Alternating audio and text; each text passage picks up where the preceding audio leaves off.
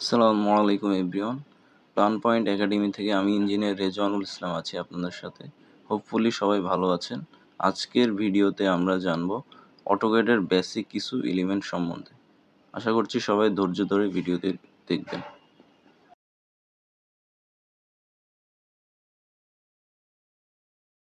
AutoCAD সফটওয়্যারের বাম দিকে কিছু আইকন আমরা দেখতে পাচ্ছি। এখান থেকে আমরা লাইনের যেই আইকনটা ওইটা নিয়ে নিব।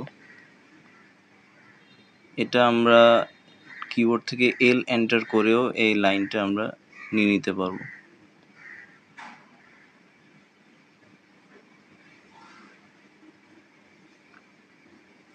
এবার আমরা বাম দিকের আইকনগুলো থেকে পলিলাইন এই আইকনটি নিব।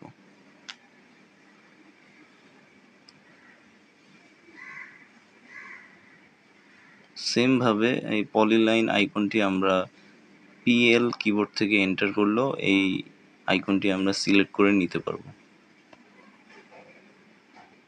আমরা দেখতে পাচ্ছি পিএল এন্টার করে আমরা কিবোর্ড থেকে পিএল এন্টারের মাধ্যমে এই লাইনটি আমরা নিয়ে নিচ্ছি।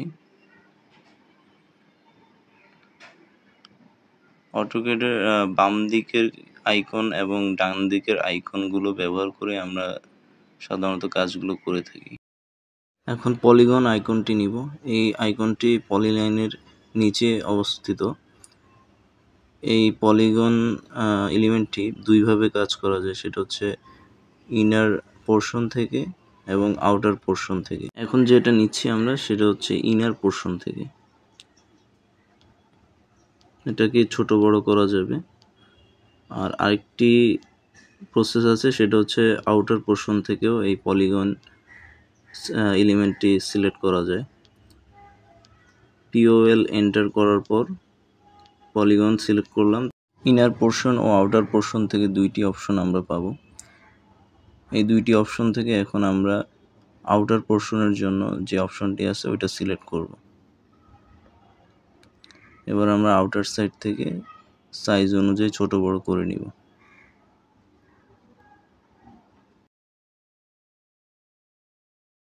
পলিগনের ঠিক নিচেই রেক্টেঙ্গুলার অপশনটি আছে। এখন আমরা এটা সিলেক্ট করে নিব। দৈর্ঘ্য ও প্রস্থ বরাবর ভ্যালু বসিয়ে সাইজ ছোট বড় করা যাবে। এখানে আমরা এখন 2 ফিট কমা দিয়ে 1 ফিট 6 ইঞ্চি দিব। আপনারা দেখতে পাচ্ছেন ভ্যালু বসানোর ফলে সাইজ বসে গেছে এই রেক্টেঙ্গুলারে। অটোক্যাডে কোনো কিছু যদি আমরা ডিলিট করতে চাই সেক্ষেত্রে ওই এলিমেন্টটা সিলেক্ট করে নিতে হবে, সিলেক্ট করে ডিলিট করে দিতে হবে। রেক্টেঙ্গুলার আমরা REC এন্টার দিয়েও পেতে পারি। কাজ অনুযায়ী সাইজ বসিয়ে আমরা ছোট বড় করে নিতে পারবো।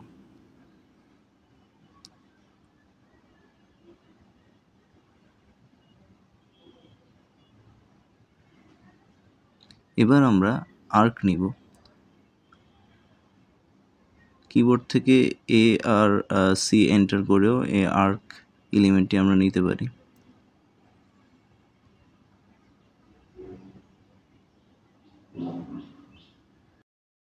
কিবোর্ড থেকে টাইপ করব ARC, তারপর এন্টার দিলেই চলে আসবে।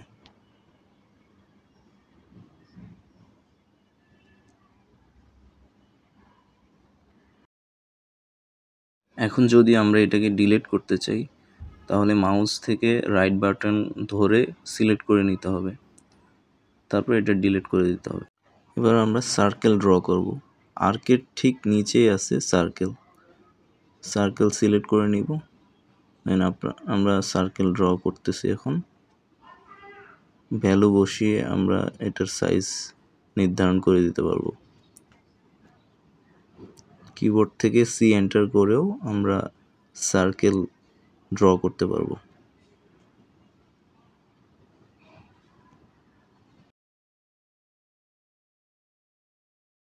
বাম দিকের আইকনগুলোর মধ্যে একটি গুরুত্বপূর্ণ আইকন হচ্ছে ইলিপস। এখন ইলিপস সিলেক্ট করে নিলাম। এবার আমরা এই ইলিপস ড্র করছি।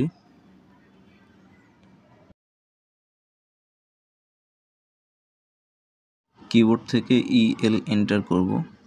EL এন্টার করেও আমরা ইলিপস এলিমেন্টটি সিলেক্ট করে নিতে পারবো। আজ এই পর্যন্তই। ভিডিও ভালো লাগলে চ্যানেলটি সাবস্ক্রাইব করে পাশে থাকুন। আর কোনো মতামত থাকলে অবশ্যই কমেন্ট বক্সে জানাবেন। পরবর্তী ভিডিওতে আমরা অটোক্যাডের ইন্টারফেসটির ডান দিকে কিছু আইকন আছে, ওই আইকনগুলো সম্বন্ধে জানবো। টিল দেন, আল্লাহ হাফেজ।